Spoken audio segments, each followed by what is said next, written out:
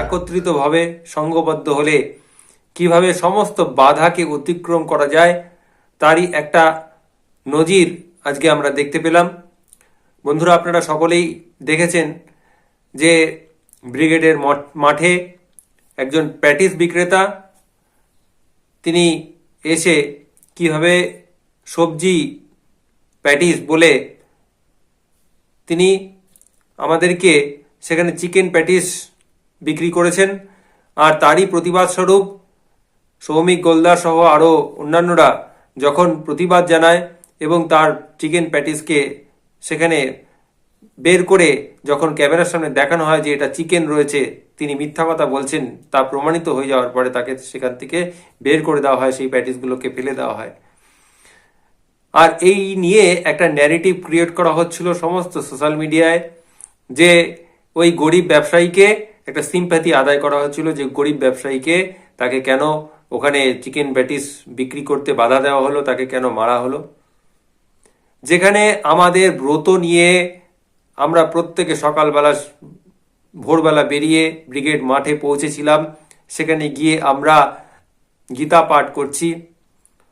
সেই যে আমাদের একটা ধার্মিক আস্থার স্থান, সেই জায়গাতে কিভাবে একটা লোক এসে যে অন্য ধর্মের সে এসে ভেজ প্যাটিস বলে চিকেন প্যাটিস আমাদেরকে খাওয়াচ্ছে।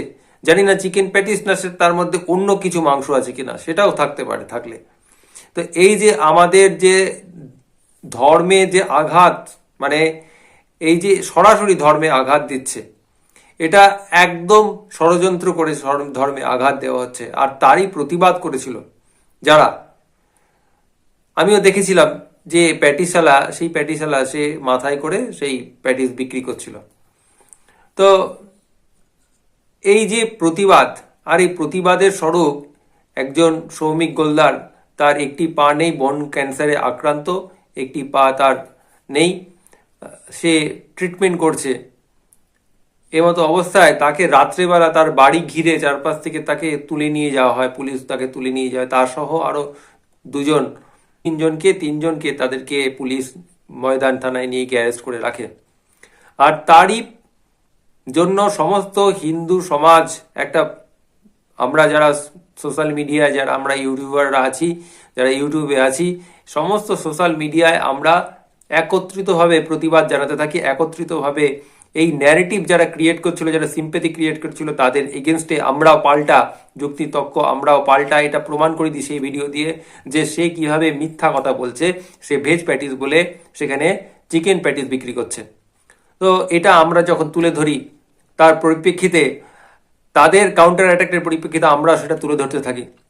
আর এটাই উচিত, সংঘবদ্ধভাবে প্রয়াসের মাধ্যমে এটা সম্ভব হয়েছে, আর এর দ্বারা একটা প্রয়াস হয়েছে। আর আজকে সমস্ত আমাদের যারা রাষ্ট্রবাদী আইনজীবীরা রয়েছে কলকাতায়, সমস্ত রাষ্ট্রবাদী আইনজীবীরা তারা সৌমিক এবং আরো দুজনের যে বেলের জন্য ব্যাপকভাবে এই সাড়া, সেটা সত্যিই কুর্নিশ জানাই।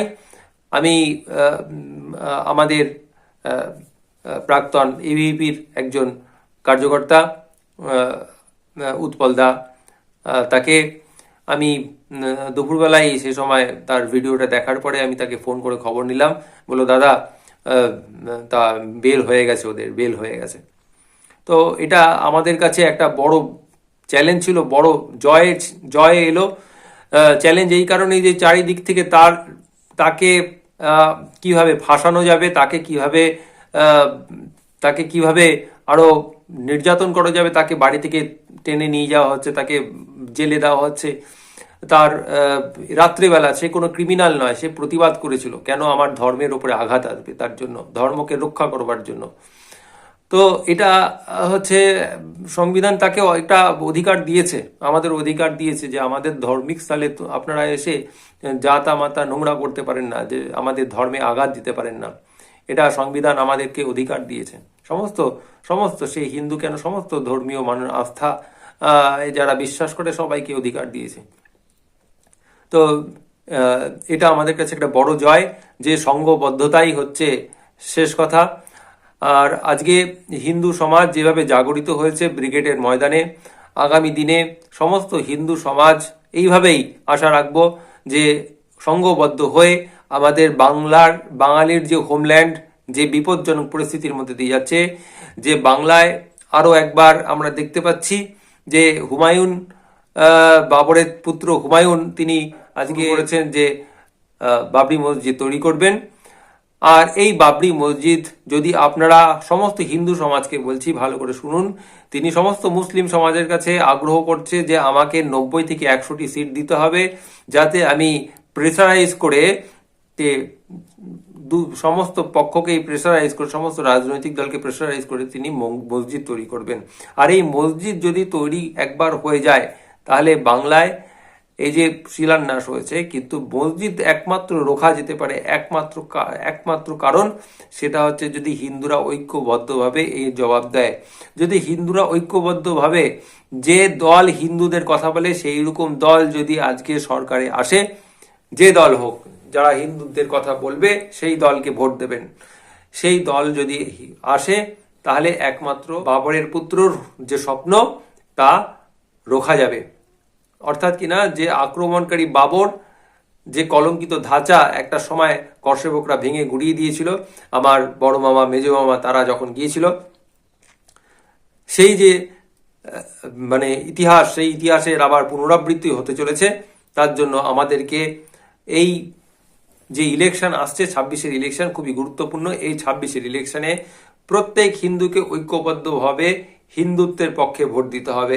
আপনারা সকলে হিন্দুত্বের পক্ষে, রাষ্ট্রের স্বার্থে হিন্দুত্বের পক্ষে ভোট দেবেন। যারা হিন্দুদের কথা বলবে তাদেরকে রাষ্ট্রের স্বার্থে ভোট দেবেন।